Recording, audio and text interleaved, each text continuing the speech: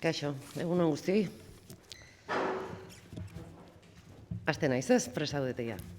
Ederki. Bueno, dakizuen bezala, azaroaren 10 hauteskundetarako Kongresuko eta Senaturako hautagaitzak berresteko botoa eman zuten atzo EH Bilduko inskribatuek.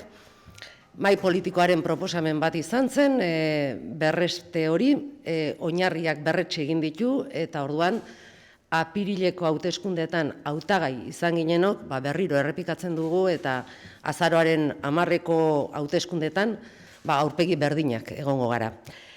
Egia da, legegintzaldi laburra izan dugu, eta aukera izan dugu estatua murgilduta dagoela ikustarazteko, krisi sakona duela estatuak, eta krisia lurraldetasunik eragindako krisia dela batez ere ikusi dugu. Ikusi dugu ere, hilabete hauetan ez direla gai izan ezer adosteko, eta estatuko herriei eta bertako herritarrei konponbide politikorik eta demokratikorik eskaintzeko ez daukatela ere. Hain da argia guzti hau, erreparorik gabe esan dutela beraiek, hauteskundeen errepikapenaren arrazoia, benetazko arrazoia, Euskal Herriko eta Kataluniako indar independentistek gobernua baldintzatzerik ez zutela nahi adierazi zutela, ez? Gauzak horrela, zer esan, Espainiko estatuko botere politikoek eta ekonomikoek ez gaituzte nahi Madrilen, han egoteko arrazoi hobeagorik ez zaitela okurritzen momentu honetan. Gaur Kataloniak erakusten du beste zer baino hobeto zer den eta zen norabide hartuko duen Espainiako estatuak. Berriro ere 155. artikuloa indarrean jartzeko mehatxu etengabeak ditugu aurrean, berriro ere atxiloketak eta muntaia juridiko polizialak ikusten ari gara, indar polizialek hartutako herria da Kataluniakoa gaur egun, eta hautesontzi batzuk jartzeagatik preso politikoak eta erbesteratuak dituen herria da. Eta gainera, hurrengo egunean, etorriko da, guztiok espero dugun nolabaiteko sententzi ejemplarizante hori, eredugarri hori, eredugarria izango dena, horrela nahi dutela, demokraziaren bidean sakontzeko eta herritarrei galdetzeko asmoa duenari argi utzi nahi diotelako epai honen bidez zein izango den ondorioa. Honek esan nahi du Espainiako estatuak hautatu duela bizi duen egiturazko krisitik irtetzeko bidea, eta bide hori da autoritarismoan sakontzea. Bere klase politikoaren azalkeria eta arduragabekeriaren kin batera, azken hilabeteotan Madriden egiaztatu ahal izan dugu izugarria dela Euskal Estatuak autoritarismoan eta bide antidemokratikoetan sakontzeko hartu duen norabidea. Horregatik, inoiz baino gehiago, Euskal Herritarrek ahots indartsua behar dute Madrilen, oinarrizko bere eskubide demokratikoak eta bere interesak defendatzeko. Ahots fidagarria eta zintzoa, inongo bazterkeriarik egin gabe, Euskal Herritar guztiak entzun eta defendatuko dituena. Euskal Herria Bilduk erakutsi du fidatzeko modukoak garela eta emandako hitza betetzen dugula.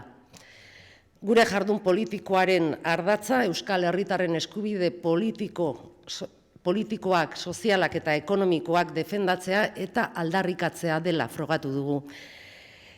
Gogoratuko duzuen bezala, Euskal Herria Bilduren botoi esker onartu ziren dekretu sozialak, pres egon gara, eta horrela azaldu dugu, behin da berriro, gobernu aurrerakoi baten osaketa, besteko, horrela egin dugu Madrilen, gure esku egon den leku guztietan, Nafarroan edo Errioxan, Arabako Errioxan esaterako, frogatu dugu Espainiako eskuina geratzeko gai garela eta horretara joan garela, eta, zer esango dizuet, aspaldi honetan euskal politikagintzan hain eskasian dagoen zerbait, eta zer esanik ez, Espainiako politikagintzan erakutsi dugu EH Bilduk esandakoa egiten duela eta egiten duena esaten duela, ez.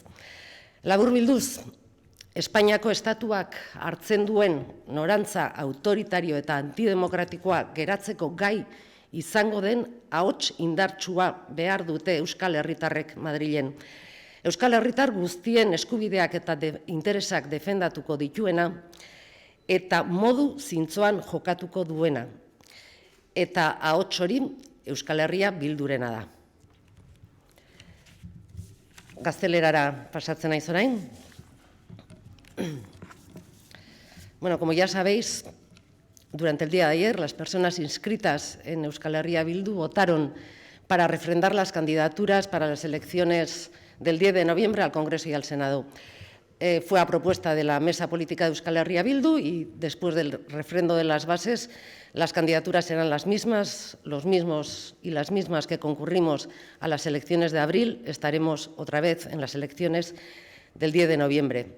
La nuestra ha sido, la mía concretamente, ha sido una legislatura breve, pero bueno, hemos podido constatar de primera mano allí la crisis estructural que vive el Estado español, una crisis que está sustentada fundamentalmente en esa cuestión irresuelta de la crisis territorial.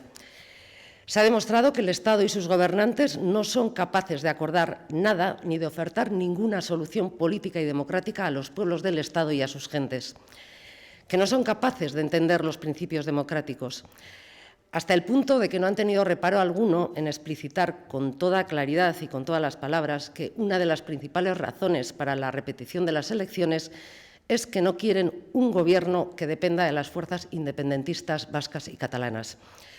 Pues bien, ante esto, qué mejor razón para estar en Madrid que el hecho de saber que los poderes políticos y económicos no nos quieren ahí. A día de hoy, Cataluña representa mejor que nada lo que es el Estado español y el camino que ha tomado en este terreno. Amenazas reiteradas de la aplicación del 155, detenciones y montajes jurídico-policiales, un país tomado por las fuerzas policiales, presos políticos encarcelados simplemente por poner las urnas y otros exiliados también por la misma razón. Y estamos ahora mismo a la espera de una sentencia que todo el mundo prevé ya como ejemplarizante para todos quienes pretendan, por vías pacíficas y políticas, que la ciudadanía ejerza sus derechos, el derecho democrático a decidir. Está claro, pues, que la salida que quieren dar a la crisis estructural del Estado pasa por más autoritarismo. Y si algo hemos podido constatar en Madrid en estos meses, más allá de la frivolidad y la irresponsabilidad de su clase política, es la tremenda deriva autoritaria y antidemocrática del Estado. Por ello, y más que nunca, consideramos que es necesario que lo que la ciudadanía vasca necesita es una voz fuerte en Madrid que defienda sus derechos democráticos fundamentales y sus intereses. Una voz fiable y honrada, digo, que escuche y defienda a todos los vascos y las vascas sin exclusiones. Porque creo sinceramente que si algo hemos demostrado los soberanistas y de izquierdas vascos y vascas es que somos de fiar, que cumplimos con la palabra dada, que nuestro eje de actuación pasa por defender los derechos políticos, sociales y económicos de la ciudadanía vasca. Euskal Herria Bildu, como recordaréis, aprobó los decretos sociales. Hemos demostrado también que nuestra predisposición para abrir la puerta a un gobierno progresista era total, lo hemos demostrado en estos meses en Madrid. Hemos parado a la derecha española allí donde ha estado en nuestra mano, por ejemplo en Nafarroa y en La Rioja Alavesa. Y en definitiva, EH Bildu ha demostrado que hace lo que dice y dice lo que hace, un valor que está desapareciendo del modus operandi de la política vasca y ni qué decir tiene de la española. En resumen, diría que la ciudadanía vasca necesita una voz fuerte en Madrid que sea capaz de poner freno a la deriva autoritaria y antidemocrática del Estado, que defienda los derechos de todas las vascas y los vascos, una voz que actúe de manera honrada y una voz que cumpla su palabra. Y esa voz no es otra que la de Euskal Herria Bildu. Bueno, honaino esan beharrekoa, galderaren bat badezue, erantzungo dizuet.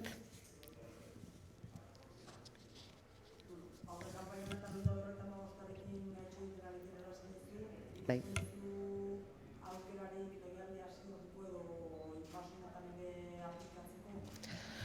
Bueno, ez dakit ikusteko dago ez, baina ikusten ari garena nola edo hala da Madridetik eta alderdi guztiak, bai ezkerreko alderdiak edo eskuineko alderdiak izan, Espainiako alderdi guztiak, nazionalismo espainolaren ikurra altxatzen ari direla ez.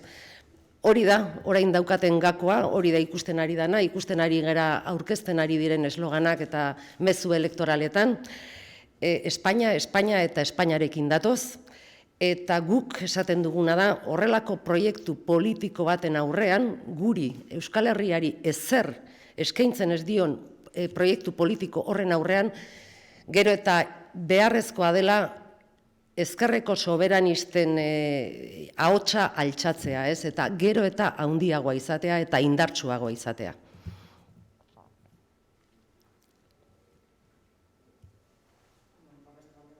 Bai.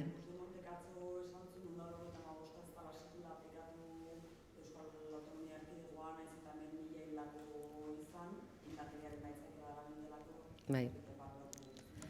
Bueno, anekdotatik haratago joan da, ez dakit, fortuna gehiago edo gutxiago izan dezaketen deklarazio horietan sartu gabe, guretzako importanteana eta benetan garrantzia duena da 155. Artikulua aplikatu nahi dutela eta mehatxu horrekin ari diala etengabe, eta hori uste dugu dela gakoa eta benetan garrantzia duena, ez. Beste guztia.